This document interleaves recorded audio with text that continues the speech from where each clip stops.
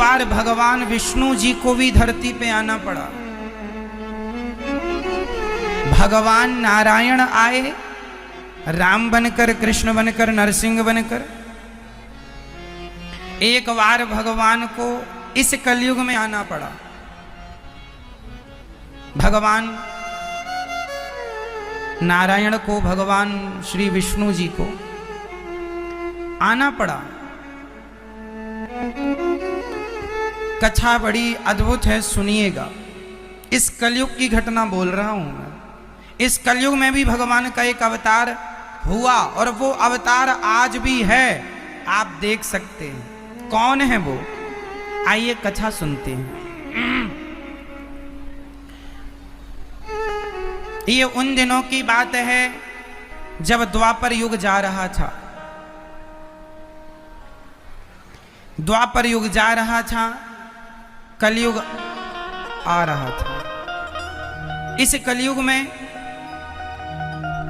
पहली पूजा हम किसकी करें, कलयुग के लोग ये डिसाइड नहीं कर पा रहे थे कि पहली पूजा हम ब्रह्मा जी की करें कि शिव जी की करें कि भगवान नारायण की करें। ब्रह्मा की करें, विष्णु की करें, शिव की करें, पहली पूजा किसकी करें? ब्रह्मा जी के भक्त कह रहे थे कि ब्रह्मा की पहली पूजा करनी चाहिए। शिव के भक्त कह रहे थे शिव की पूजा, और विष्णु भक्त कह रहे थे विष्णु जी की पूजा पहली हो। अब ये कौन कन्फर्म करे कि पहली पूजा हम किसकी करें? एक यज्ञ हुआ इस पृथ्वी पर। उस यज्ञ में ये निर्णय नहीं हो पा रहा था कि इस यज्ञ में किसकी पूजा पहले की जाए। तब स्वयं भृगु जी चले कि मैं पता लगा के आता हूं। तो ब्रह्मा जी के पास गए भृगु जी, और ब्रह्मा जी को प्रणाम नहीं किया तो गुस्सा आ गया ब्रह्मा जी को। भृगु जी बोले ये ठीक नहीं है, ये पहले पूजा के लायक नहीं। गुस्सा आता है बूढ़े आदमी को। ब्रह्मा जी को खारिज कर दिया। शिव जी के पास गए, शिव जी गले लगाने दौड़े तो भृगु जी ने शिव जी को गले नहीं लगाया। शिव जी को भी क्रोध आ गया। भृगु जी ने कहा आपकी भी पहली पूजा नहीं होगी। भगवान नारायण लेटे हुए थे क्षीर सागर में, लक्ष्मी जी चरण दबा रही थी, शेष सैया पर लेटे थे। तभी भृगु जी आए और भगवान की छाती पर एक लात जमाई जोर से, एक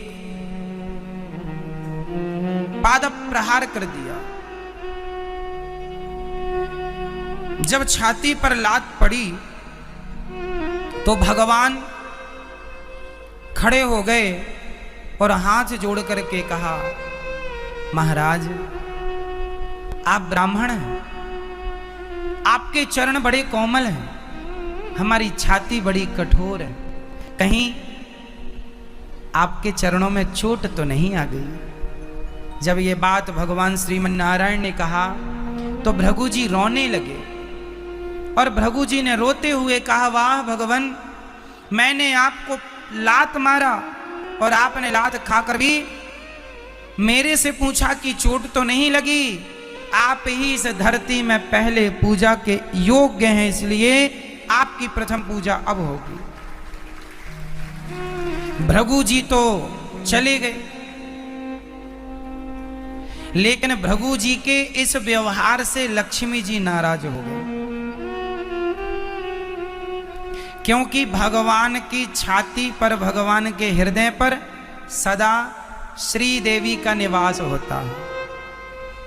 इसलिए भगवान का एक नाम है श्रीनिवास। भगवान का एक नाम है श्रीनिवास, क्योंकि भगवान के वक्षस्थल पर, हृदय पर लक्ष्मी जी विराजती हैं। और आज लात मारी छाती पर तो वो लात नारायण को नहीं, वो लात लक्ष्मी को लगी, क्योंकि छाती पर तो वो बैठती है। तो लक्ष्मी जी गुस्सा हो गई, जाओ, उसने आपको लात मारा और आप हाथ विनती जोड़ते रहे। अरे हम नारियों का कोई सम्मान नहीं होता क्या? कोई भी लात मार के चला जाए, आप बने रहो भगवान। लेकिन ब्राह्मण देवता ने जितना अपमान मेरा किया है, आपने भी उतना अपमान मेरा किया। यदि लात ही खाना था तो मुझे छाती पे क्यों बिठाया? लक्ष्मी जी बहुत नाराज हुई भगवान नारायण से, और लक्ष्मी जी रूठ करके तिरुमलाई आ गई। पृथ्वी लोक में लक्ष्मी जी बैकुंठ से रूठ कर कहां आ गई? तिरुमलाई। अभी हम बताएंगे कि तिरुमलाई क्या है। तिरुमलाई में आ गई माता भगवती रूठ के। यहां तक तो हुआ कि लक्ष्मी जी आ गई। अब भगवान बैकुंठ में अकेले, अब भगवान का मन ही ना लगे लक्ष्मी के बिना। तब भगवान लक्ष्मी को मनाने के लिए इस धरती पे आए श्रीनिवास बनके। इस धरती पे वो प्रकट हो गए छोटे से बच्चे के रूप में, और एक सरोवर के किनारे भगवान रहने लग गए। वहां से एक बकुला मां गुजर रही थी। बकुला मां, तो बकुला मां ने की नजर पड़ी कि ये तो छोटा सा कोई बच्चा है। तो श्रीनिवास जी को बकुला मां ने पकड़कर उनका लालन पालन किया, खूब पाला पोसा, खूब सेवा की। जब श्रीनिवास, ये बकुला मां कौन है अभी हम सब बताएंगे स्पष्ट। जब भगवान श्रीनिवास बड़े हुए, छोटे से बन के आए ना, धरती पर छोटे से बन के आए, जब बड़े हुए तो उन्होंने एक जंगल में घोर तपस्या की। किसके लिए? लक्ष्मी जी के लिए। आज नारायण तप रहे हैं लक्ष्मी की प्राप्ति के लिए कि हे लक्ष्मी, तुम रूठ गई हो, तुम्हारे बिना हम अकेले हैं, अधूरे हैं, हमें तुम जल्दी मिल जाओ। जब भगवान के शरीर में दीमक लगने लग गई, तब ब्रह्मा और शिव लक्ष्मी जी के पास गए और बोले, माँ आपकी याद में भगवान श्रीनिवास बन के आए हैं और वो घोर तपस्या कर रहे हैं, उन्हें दर्शन दो ना माँ, उन्हें मिल जाओ ना, उन्हें माफ कर दो। पर माँ लक्ष्मी को ना जाने क्या हुआ, ना मैं माफ नहीं करूंगी। माफ नहीं किया माँ भगवती ने, और भगवान तपस्या करते रहे।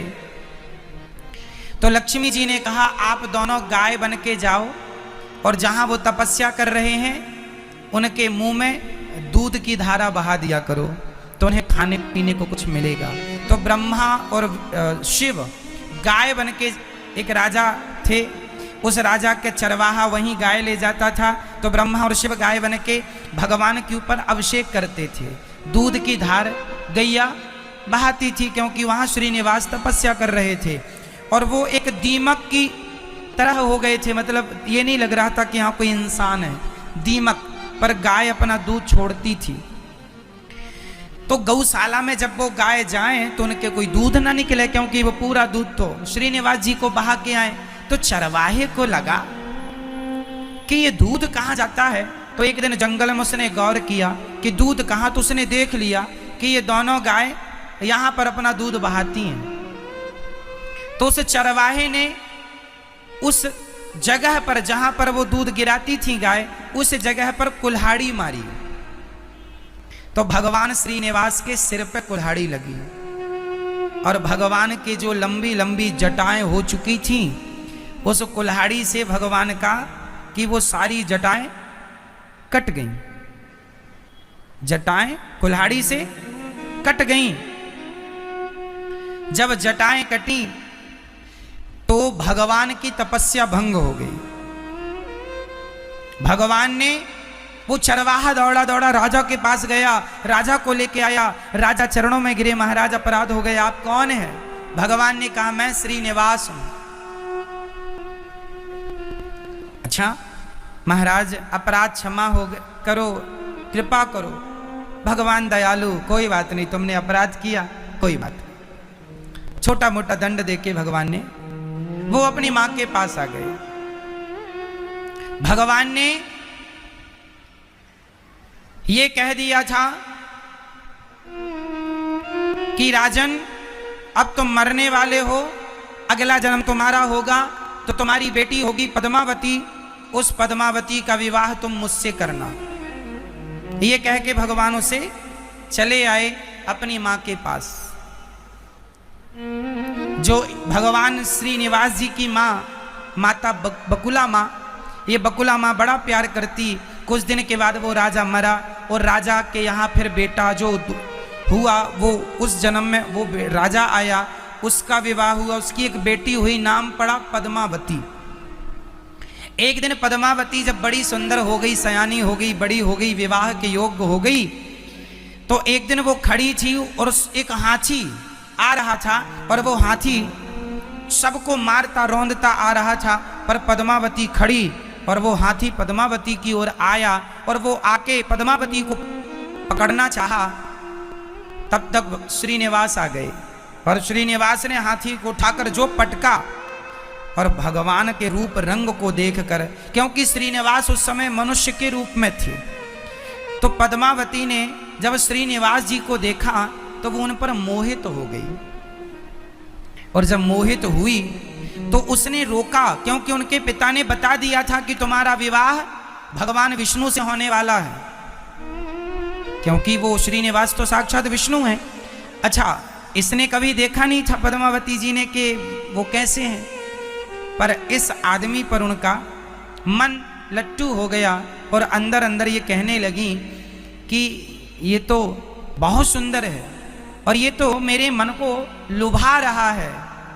तब श्रीनिवास ने भी पद्मावती को देखा और पद्मावती ने भी देखा, और देखकर दोनों अपने अपने रास्ते आए। श्रीनिवास उदास बैठ गए तो माँ बकुला माँ ने कहा, बेटा आज उदास क्यों हो? माँ तुम्हारे लिए बहू देखी है, पर वो एक राजा की बेटी है। हम तो ठहरे जंगल के, क्योंकि उस समय भगवान जंगल में कुटिया में रहते थे। तो बकुला माँ ने कहा, मैं अभी राजा से बात करती हूँ। ये जो बकुला माँ है ये द्वापर की यशोदा मैया है। यशोदा मैया कैसे? क्योंकि यशोदा मैया ने भगवान श्री कृष्ण से 11.5 साल की उम्र में दूर हो चुकी थी। रुक्मणी जी से विवाह हुआ भगवान का, सत्यभामा से, कालिंदी से 16,108 विवाह हुए भगवान के, लेकिन एक भी विवाह में माता यशोदा सम्मिलित ना हो पाई। तो जब अंतिम में भगवान मिले ना, तो यशोदा मैया से पूछा था भगवान ने, माँ तुम्हारी क्या इच्छा है? तो यशोदा मैया ने कहा, कन्हैया तुझे बचपन का, तुझे दूध पिलाने का सुख तो मुझे मिला है, तुझे खिलाने का, तुझे रोता हुआ देखा है, हंसता हुआ देखा है, दौड़ता हुआ देखा है, तेरे हर रूप रंग को मैंने देखा है, पर मैंने तेरी शादी होते हुए नहीं देखी। कन्हैया तेरी माँ की इच्छा है कि मैं तेरी शादी होते हुए देखूं। तो जो मैया, भगवान ने कहा मैं कलयुग में अवतार लूंगा, तब मैं आपका बेटा फिर से बनूंगा और तब मेरी शादी आप ही कराओगी। तो वही यशोदा मैया, वृंदावन की यशोदा, आज दक्षिण भारत में तिरुमलाई में एक जंगल में वो माँ यशोदा आज बकुला माँ बन के आई हैं। तो ये जो माँ है, ये माँ गई यशोदा मैया, जो भगवान श्री निवास की माँ है, ये राजा से बोली कि आपकी बेटी जो है पद्मावती, वो मेरे बेटे को पसंद आई है। तो राजा बोले, देवी मेरी बेटी का विवाह तो विष्णु से होने वाला है। तो माँ ने कहा, मेरा बेटा विष्णु ही है। अब राजा तैयारी, ठीक है तैयारी करो। अब यहाँ तो राजा थे, तैयारी चालू, पर जो भगवान श्रीनिवास थे उनके पास तो कोई शादी विवाह, अब राजा की बेटी से विवाह कर रहे हैं तो देखो थोड़ा तो खर्चा लड़का पक्ष का भी होगा। इनके पास कोई पैसा था नहीं। तब भगवान श्रीनिवास जी ने कुबेर को बुलाया और कुबेर से कहा कि तुम हमें कुछ पैसा उधार दो। कुबेर ने कहा, प्रभु हम दे तो दें, लेकिन आप चुकाओगे कैसे? क्योंकि आपकी रिटर्न फाइल तो इस समय कमजोर चल रही है, लक्ष्मी जी आपसे नाराज चल रही है ना। आपकी तो लक्ष्मी ही सब है और वो भी लक्ष्मी जी आजकल आपके पास नहीं है। तो बैंक भी लोन तब ही देती है जब आपके पास कुछ माल हो। फोकट आदमी को तो कोई बैंक लोन करती नहीं है। तो कुबेर जी बोले हम कैसे लोन सैंक्शन कर दें। भगवान बोले नहीं नहीं, हम आपका पैसा चुकाएंगे। तो कुबेर से भगवान ने पैसा लिया उधार। किसके लिए लिया? शादी के लिए। अच्छा, अब सुनते चलना, ये कथा आखिरी में जाके मैं बोलूंगा कि वो कौन है, समझते चलिएगा। जो श्रीनिवास, अब कुबेर ने धन दिया तो इन्होंने खूब धन से खूब शादी विवाह की तैयारी की और इनका विवाह हो गया पद्मावती से। अब श्रीनिवास और पद्मावती दोनों एक साथ रहने लगे महलों में। भगवान ने भी कुबेर से पैसे लिए, महल वहल बनवाए और खूब आनंद से रहने लगे अपनी गृहस्थी में।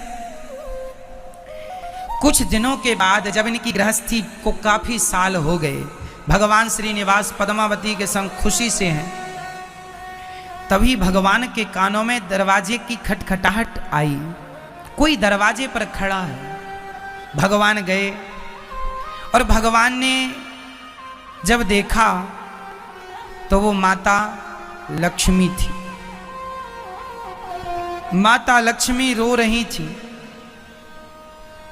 भगवान श्रीनिवास से कह रही थी, ये क्या, आप तो मुझे मनाने आए थे, मेरे लिए श्रीनिवास का अवतार लिया था, मेरे लिए तपस्या की, और आपने तो दूसरा ही विवाह रचा लिया। मैं आपकी पत्नी हूं, मैं आपकी अर्धांगिनी हूं, आपने मेरे लिए तपस्या की थी और आपने तो यहां दूसरा ही विवाह कर लिया। लक्ष्मी जी नाराज हो रही थी। जल्दी से मेरे संग अब बैकुंठ चलिए, मैं आपको लेने आई हूं। लक्ष्मी जी बैकुंठ ले जाने के लिए कह रही थी कि पद्मावती आ गई। और पद्मावती बोली, नहीं देवी, ये मेरे स्वामी है, मेरे पति हैं, इन्हें आप लेकर नहीं जा सकती। लक्ष्मी जी ने श्रीनिवास से कहा, कहो श्रीनिवास, ये कौन है पद्मावती? तब भगवान श्री विष्णु जी ने कहा, देवी, ये त्रेता युग की मेरी पत्नी है। त्रेता युग की? त्रेता युग में तो मैं आपके साथ थी सीता बन के। हाँ देवी, तुम मेरे साथ थी, लेकिन कुछ दिनों के लिए इसने मेरी पत्नी की भूमिका निभाई है। बताइए, त्रेता युग में सीता की जगह किसने और कब भूमिका निभाई, कौन बताएगा?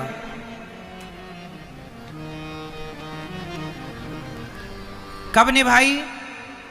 त्रेता युग में सीता की भूमिका एक दूसरी स्त्री ने निभाई थी। ये कब की बात है? आप बताओ, फिर हम बताएंगे। ये तब की बात है जब रावण ने माता सीता का हरण किया। तो आपको बताऊं, रावण ने जिस सीता का हरण किया था वो वेदवती नाम की महिला सीता बनी थी, और जो असली सीता थी वो अग्नि में प्रवेश कर चुकी थी। ये बात रामचरितमानस में लिखी है।